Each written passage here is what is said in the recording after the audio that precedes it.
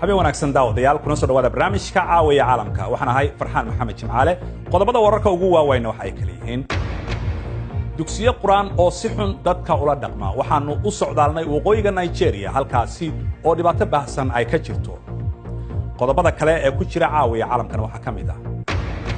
hal qof ayaa la xiray waxaana booliiska Mareykanku ay heleen waxyaabo badan oo laga shakiyay oo loo diray siyaasiyiinta ugu caansan ee ka soo horjeeda madaxweynaha Trump iyadoo xal loo raadinayo qaaca iyo wasaqda hawada lagu sii daayo ayaa Nairobi waxa laga bilaabay baabuur tagaasi ah oo ku shaqeynaya electric toddobaadkan iyo Clickna waxaanu idin haynaa robotkan yar ee duulaya oo qaadi kara 40 jeer culayskiisa alaab ka badan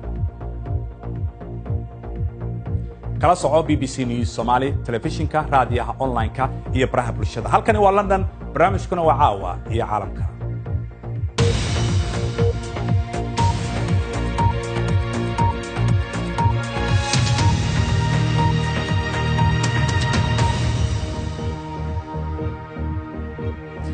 malaayiin caruur ah oo ku nool Nigeria iyo qaybo kale oo kamid ah galbeedka Afrika ayaa loo diraa dugsiyo quraana laakiin qaar badan oo kamid ah ayaa siyaabo xun loola dhaqmaa caruurtan oo ay qaarkood daadoodu yar tahay ilaa 4 sano jir ay tahay ayaanan marar badan helin meel ay ciirsadaan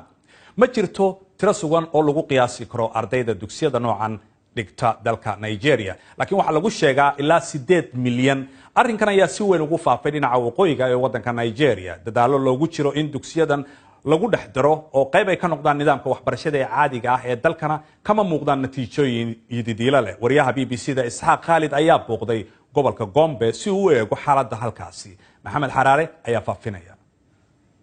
wuxuu la halgamayaa nolosha wiilkan 13 jirka ah ee ku nool waqooyiga Nigeria waxa la geeyay dugsi quraan lagu magacaabo Tasangaya si uu wax uga barto laakiin intan ayuu ka faa'iiday in labada gacan la jaro kadib markii uu mid kamid ah macallimiintiisa ku eedeeyay xasadnimo wuxuu noo sheegay in macallinku uu labadiisa gacmood isku xiray kadibna uu qorraxda kaga tagay muddo saacado ah si uu u qirto inuu xaday telefoonka gacanta kaas oo uu dafiray gacmaha ayuu nabarro waaweyn ku yeeshay muusan helin daaweyn isbitaal ilaa markii dambe ay toos u caabuqeen wiilkan waxaa badbaadiyay oo cisbitaal u qaaday koox xuquuqda aadanaha u dhaqdhaqaaqday ee shaqaalaha bulshada dhaqaatiirtu waxay go'aamiyeen in gacmaha la jaro mar kasta oo aan arko qof gacmihiisa ku shaqaysanaya waxaan israahdaa haddii aan gacmo lahaan lahaa soo qoyskayga iyo dad kale ma caawiyeen raashin ma cuni karo keligay ma mayran karo marka aan musqusha tegayo waa in qof uu i caawiyaa oo uu ila socda aabihii wuxuu noo sheegay in saboolnimada ay ku riixday inuu ilmihiisa u diray dugsiga quraanka sababtoo ah ma awoodin khidmadda lagu bixiyo dugsiyada kale dhacdadan wixii ka dambeeyay dugsiga wuu ka saaray saddexdiisa caruur ee kale markii aan u diriyay wiilkayga dugsigan kumaanan fakarin in noloshiisu sidaa noqon karto aad ayaan uga shallaayaa inaan u diray macallinka dugsi quraankan iminka waa la xiray wuxuu sugayaa maxkamad nooma suurtagelin inaan la hadalno xaaladda wiilkan waa mid aad u xun laakiin maaha mid isaga u gooni ah lama hayo tiro qaran oo dhab ah laakiin gobolka Gombe oo kaliya dhaqdhaqaaqayaashu waxa ay sheegayaan inay diiwaangeliyeen in ka badan 160 xaaladood oo aad u halis badan tan iyo bilowgii sanadkan ma haystaan cunto ay cunaan ma haystaan meelo ay seexdaan waxa lagu hayaa dibadda marka ay sameeyaan dembiye yaryar macallimiintu waxay isticmaalaan habdhaqan waxashnimo ah carruurta ayay xidhxidhaan oo garaacaan oo ku xabsiyaan qolal cunnadana way ka jaraan waa dhaqan guun ah oo saboolnimada ba'an iyo dib u dhaca baahsan ee laamaha waxbarashadu sabab u yihiin dalka Nigeria waa dalka ay ku nool yihiin ardayda ugu badan ee dugsiyada ka sagsaaga dunida oo dhan waxaa lagu qiyaasaa ilaa 10 milyan oo arday sida ay sheegtay UNICEF carruurta ku nool waqooyiga Nigeria ee inta badan ka soo jeeda qoysaska saboolka ah waxaa loo diraa dugsiyada quraanka sida dugsigan qaar kamida waxay 100 kiiloomitir ka fog yihiin waalidkood waxa la xafidsiiyaa quraanka dugsiyada caynkana halkan waa kuwa aad ugu badan qaar kamida macallimiinta wax ka dhigta dugsiyadan waxa ay sheegayaan in eedaynta duuduubka ee loo jeedinayo dugsiyada ay tahay arrin cadaalada ka fog waalidiinta carruurtooda ayay halkan keenaan waxaanu barnaa quraanka iyo habdhaqanka wanaagsan iyo sida loo ixtiraamo waalidka iyo dadka kaleba mas-uuliyiinta dalka nigeria ayaa isku dayaya inay isku xidhaan dugsiyada qur'aanka iyo iskuullada caadiga ee waxbarashada iyadoo loo aasaasayo 10 dugsi oo noocan oo kale ah taasoo carruurta lagu siiyey casharro islaami ah kuwa cilmiga maadiga iyo tababaro xirfadeed iyadoo ay weli shaqaynayaan dugsiyada caadiga ah iskuullada sidan loo qaabeeyo weli waa kuwa aad u liita tusaale ahaan gobolka Gombe waxaa lagu qiyaasay 297,000 ardayda dugsi qur'aanka tagta ilaa 4,500 oo ka mid ah ayaa dugsiyada asaasiga taga sida ay saraakiishu sheegeen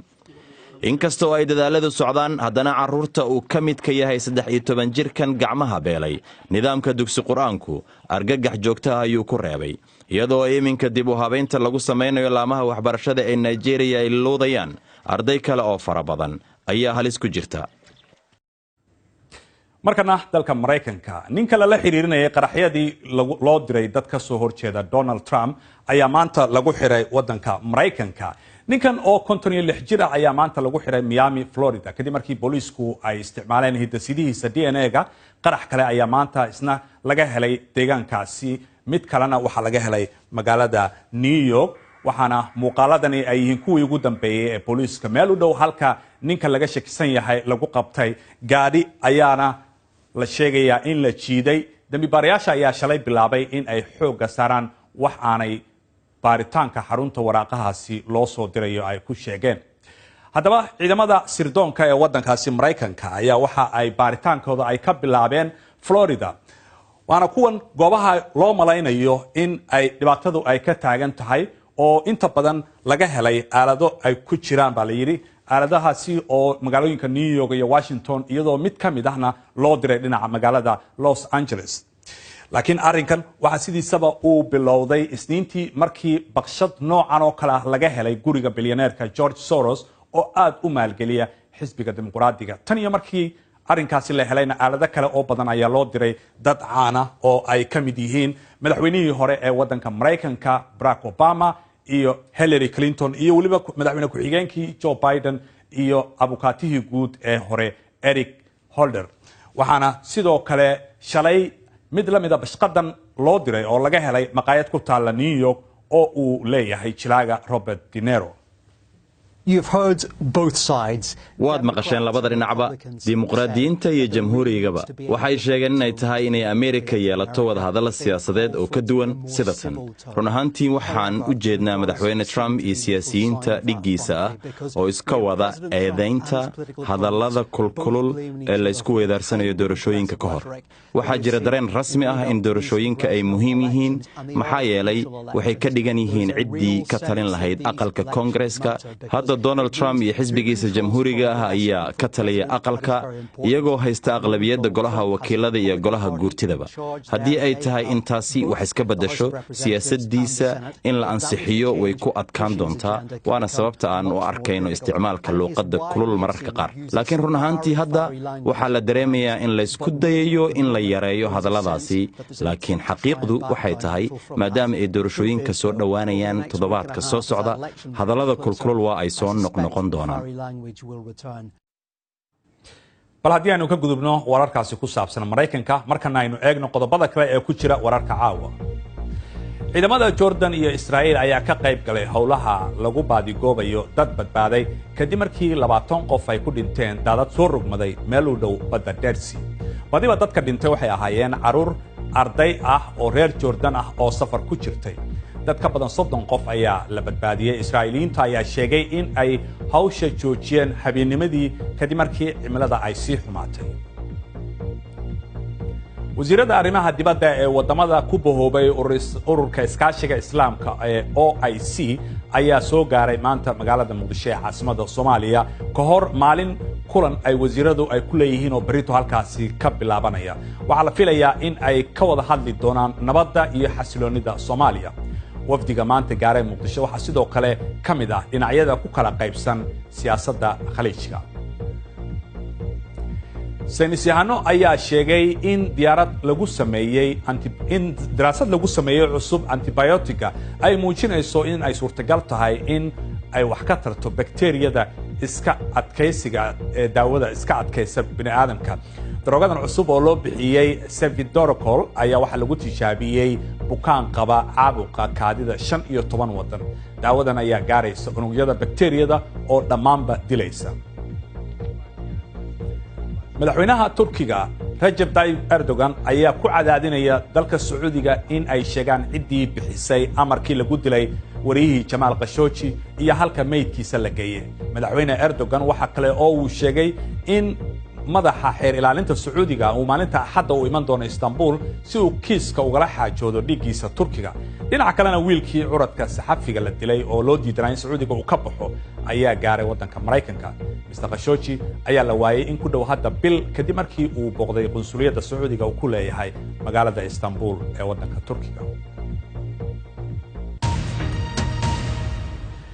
mar walba waxaad nagala socon kartaan bogayaga BBC Somali Facebook. fadlan waxaad raadisaa BBC News Somali halkaasi oo aad ka heli doonto muuqaalo falanqayn dheeraad ah iyo weliba wararka ugu waaweyn. si aad u hesho wararkii ugu dambeeyay ee Soomaaliya caalamkaba nagala soco BBC Somali Twitter iyo weliba BBC Somali Instagram.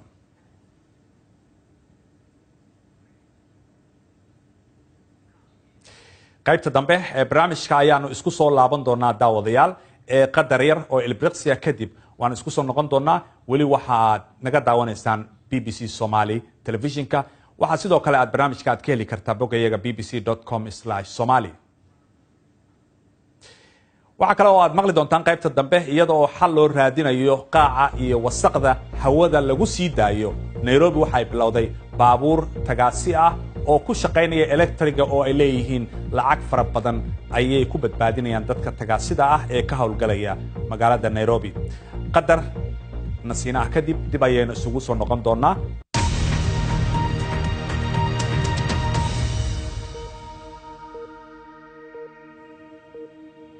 weli waxaad daawanaysaan caawiya caalamka. waxaan ahay Farxaan Maxamed Jimcaale bal aan xasuusiyo qodobada wararka ugu waaweyn caawa. dugsiyo quraan oo si xun dadka ula dhaqma. waxaanu u socdaalnay waqooyiga Nigeria halkaasi oo dhibaato baahsan ay ka jirto. hal qof ayaa la xiray waxaana ciidamada booliiska Mareykanku ay sheegeen inay heleen waxyaabo badan oo looga shakiyay in loo diray siyaasiyiinta ugu caansan ee ka soo horjeeda madaxweynaha wadanka Trump. dowladda UK ayaa raaligelin siisay dadka sida khaldan loogu sheegay in ay DNA ay ku cadeeyaan xaq ay u leeyihiin in dalka ay deganaadaan. wasiirka UK mas'uulka ka ah socdaalka Sajid Javid ayaa waxa uu sheegay qaar ka mid ah qaraabada dad u dhashay Afghanistan oo dowladda UK u shaqaynayay in iyaga iyo dadka Gargaska la yiraahdo ay ka mid ahaayeen 400 oo qof oo dhawaan ay saameysay. Cusmaan Cabdi Xasan ayaa noo faahfaahinaya. waxa uu ku dhashay kuna koray Britain xitaa baasaboorka UK ayuu haystaa balse Andrew Tanis aabihii waxaa laga waday hooyadii oo Vietnam u dhalatay kadib markii uu diiday caddayn hidasida inuu wiilkiisii dhalay ah siiyo wasaaradda arrimaha gudaha oo si qalad u weydiisatay. Andrew durbaba wuxuu noqday qof aan dal lahayn. ma garanaysid halka aad ka tirsan tahay dhabtii way i welwelisay oo i wareerisay. waraaqo boqolaal oo rasmi ah ayaa 3 sano u dambeeyay la diray iyagoo aan sharci ahayn oo lagu weydiisanayo in waalidnimadooda ku cadeeyaan hidaside. wajigabax kale ayay ku tahay UK. 10 sano ka hor halgamayaasha qurqa ayaa ku guulaystay in ay UK joogi karaan. qoysaskooda ayaa lagu amray inay soo gudbiyaan cadeymo hidaside oo ah in ay halkan sharci ku joogaan. khamiistii raaligelinta dowladda UK si rasmi ah looma aqbal. cidna ma aha in la weydiiyo cadaymo hidaside loomana ciqaabi karo ciddii aanan bixin. gaar ahaan waxaan raaligelin siinayaa dadka qurqas iyo Afghanistan ee ay saamaysay. baarlamaanka UK 4 jeer ayaa loo sheegay inaan caddayn hidasida looga baahnayn xaaladaha socdaalka. taasina run ma ahayn. turjumaanada Afghanistan ee ciidamada Britain la shaqaynayay ayaa loo ogolaaday in iyaga iyo xubnaha qoysaskooda ay joogi karaan UK ogolaashana ay uga baahnayn mas'uuliyiinta. shalay dhaleecayn degdeg ah ayay ahayd. dhibanayaashii ugu horreeyay xadgudubkan waa Gurkhas iyo Afghanistan.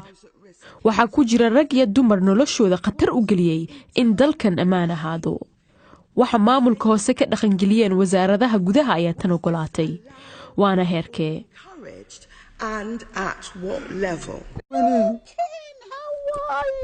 doodan waxay xusuusin u tahay fadeexadii dhowaan ee Windrush taasi oo soo galootay Britain deganaa nus qarni iyo wax ka badan muran la geliyay sharciga ay dalka ku joogi karaan loona diiday xaq ay u leeyihiin deganaanshaha dalka. shirkad cusub oo tagaasida ah ayaa Kenya u ballan qaadaysa faa'iido darawaladu inay helayaan iyagoo rajaynaya in ay ka caawiso yareynta qaaca iyo wasaqda hawada lagu sii daayo. shirkadda la yiraahdo Ekront oo Finnish ah ayaa waxa ay ka bilaabaysaa magaalada Nairobi tagaasidii ugu horeeyay ee koronto ku shaqeeya xilli qiimaha shidaalka uu sare u sii kacayo. dowladda Kenya waxa ay ku qiyaasteen 14,000 oo Kenyaana sanadkii ay u dhintaan wasaqda hawada. Suhayba Maxamed Badqas ayaa ka waramaysa. Mel Akson ayaa si qunyar socod ah u soo gaaray rugta laga kaari ka qaato ee suuqa weyn ee laga dukaamaysto ee Two Rivers ee magaalada Nairobi. Gaarigan ku shaqeeya korontadana ma lahan wax matoor ah, sidaa darteed ma jiro guux iyo xiin intaba. ka hor inta uusan bilaabin shaqo maalmeedkiisa waxa uu kaarikeynayaa gaariga. ninkan waxa uu horay u ahaa darawal wada gaadiidka laga dalbado qadka internetka. waxa uu hadda sheegayaa in xaqiiqda ah in uu hadda ka maarmo shidaalka ay taas wax weyn uga dhigan tahay dakhligiisa. nikitumia hizi normal apps. faa'iidada koobaad ayaa ah in aan ka maarmay shidaalka. maalintii waxaan celcelis ahaan shidaalka ku iibsan jiray $20. marka aad ku dhufato 365 maalmood ee uu sanadku ka kooban yahay waxay noqonaysaa $7,000. hadda lacagtaasi meel ayaan dhigan karaa oo waxaan ku horumarin karaa noloshayda. daraasad madax bannaan oo la sameeyay ayaa lagu sheegay in saxmadda baabuurta ee Nairobi ay tahay tan ugu daran adduunka. xilliyada rawaxaadda ama shaqo tagga darawallada waxa ay dhaqaaq joogsi ku jiraan in ka badan inta ay baabuurka kaxaynayaan saxmadda awgeed. kadib korarkii canshuurta oo sare u qaaday qiimaha shidaalka ayaa waxay darawallo badan dareemayaan in wax kaxaynta baabuurta ay noqotay mid aad qaali u ah. ciriiriga Nairobi ka jira ayaa si weyn uga qayb qaata wasaqowga hawada. shirkadda dalka Finland laga leeyahay ee keenta baabuurtan cusub ayaa waxa ay sheegaysaa in ay yareyn doonaan wasaqowga hawada ee Nairobi. sida aad arkayso gawaaridan ma lahan dhuunta qiiqa, sidaa daraaddeed wax wasaqa ma lahan. taasi waa wax u wanaagsan magaalo sida Nairobi oo kale ah halkaasi oo arrimaha wasaqowga hawada ka jiraan. hadda waxa ay ku jiraan wajigii tijaabada, balse waxa la rajaynayaa in boqolaal taksi oo noocan ah ay wadada soo kori doonaan dhammaadka sanadkan. marka 2021 la gaarana tirada waxa ay noqon doontaa kumanaan. hase yeeshee in gaari cusub la keeno waa hal arrin, in dadka Kenyaanka lagu qanciyo isticmaalkoodana waa arrin kale. bal markan haddii aynu eegno wararka ciyaaraha ee caawa dhinaca horyaalka Ingiriiska, dabayaaqada toddobaadkan Liverpool kaalinta labaad ayay ku jirtaa, Cardiffna kaalinta 17aad ayay ku jirtaa. taageerayaashu waxay eegayaan inuu maamule Jurgen Klopp uu ciyaarsiinayo Fabinho oo qayb libaax leh ka qaatay markii ay ku garaaceen 4-0 kooxda Red Star Belgrade. laakiin 22 daqiiqo oo kaliya ayuu ciyaaray horyaalka Ingiriiska xilli ciyaareedkan. ciyaaraha kale Leicesterna waxa ay marti gelinaysaa West Ham, Newcastlena waxay u socdaalaysaa Southampton. guddiga caalamiga ah ee FIFA waxay joojiyeen in ay kala qaybiyaan ciyaaraha Yurub ee UEFA iminka. madaxweyne Gianni Infantino waxa uu sheegay in FIFA ay sameynayso guddi eegta qorshihiisa naadi cusub oo caalamka ah iyo kooxaha qaranka. ururka kubadda cagta ee UEFA ayaa ku hanjabay inay maanta ka baxayaan kulankii FIFA ee ka socday magaalada Kigali ee Rwanda iyaga oo diidan qorshahan. guddiga wafdida ee UEFA ayaa ka carooday cadaadis lagu saaraya inay taageeraan qorshahan iyada oo aan loo caddayn sida ay u saameynayso taariikhaha xilli ciyaareedka iyo howlaha kale. kumanaan kaneeco oo hiddasadahooda wax laga bedelay ayaa lagu sii daayay tuulo ku taala dalka Burkina Faso. waa qayb ka mid ah mashruuc lagu baabi'inayo waxyaabaha keena malaariyada. waa tahay daawadayaal waan ka xunnahay sawiradaasi waxay ahaayeen kuwa qaldan. aan ku celinay kumanaan kaneeco oo hiddasadahoodu wax laga bedelay ayaa lagu sii daayay tuulo ku taala waddanka Burkina Faso. waa qayb ka mid ah mashruucyo lagu baabi'inayo waxyaabaha keena malaariyada waana markii ugu horeysay ee kanoocooyin sidan ah oo hiddasidahooda wax laga bedelay lagu sii daayo dal Afrika ku yaala Aisha Afrax ayaa ka waramaysa tuuladan Afrika ku taalo waa tuulo taariikh dhigaysa waxaan fasaxaynaa kaneecada markaan ku kalsoonaano farsamada kumanaan kaneeco oo hiddasidahooda wax laga bedelay ayaa halkan lagu sii daayay si ay u baabi'iyaan kaneecooyinka cudurka malaariyada faafiya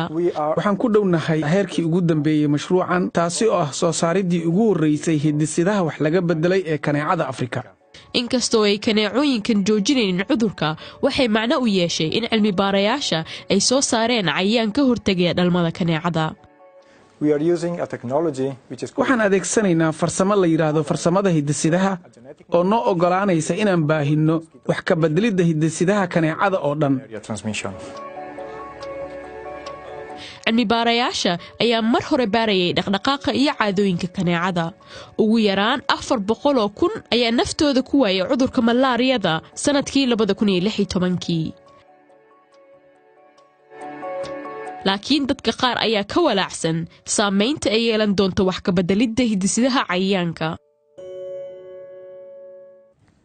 markana waa barnaamijkii tiknoolajiyadda ee Click iyo Cabdixaafid Cawil Ismaaciil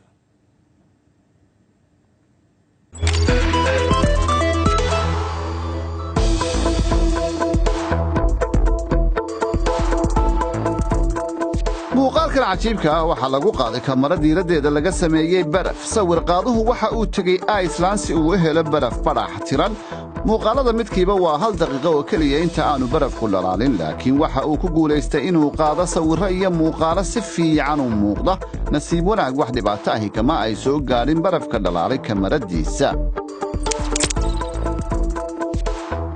markii ugu horeysay caalamka diyaaradan lahayn duuliye ayaa qaaday dhiig wakhtigii safarku qaadan jiray ayaa dhinmay marka lagu qaaday dhiigii xubnaha kale ee muhiimka ah ee jidhka heer kulaylka ayaa la maarayn karaa tijaabo la sameeyeyna 80 daqiiqo ayaa hore loo mariyey wakhtigii caadiyan safarkaasi qaadan jiray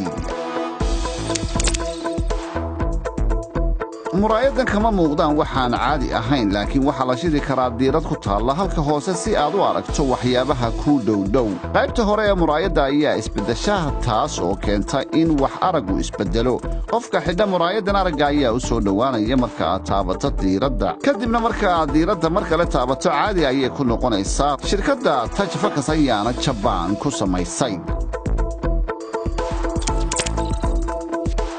iminkana eeg diyaaradan yar ee droonka ah diyaaradan oo ay samaysay shirkadda Flycrotag waxa ay qaadi kartaa alaabada yaryar oo 40 jeer leeg miisaankeeda jaamacadda Stanford University oo ku taala California waxa ay sheegtay in diyaaradan loo isticmaali karo marka la samaynayo hawlaha samata bixinta si loogu caawiyo dadka dhibaatooyinka soo gaadhaan biyana ay uga qaadi karto alaabada yaryarna ay u qaadi karto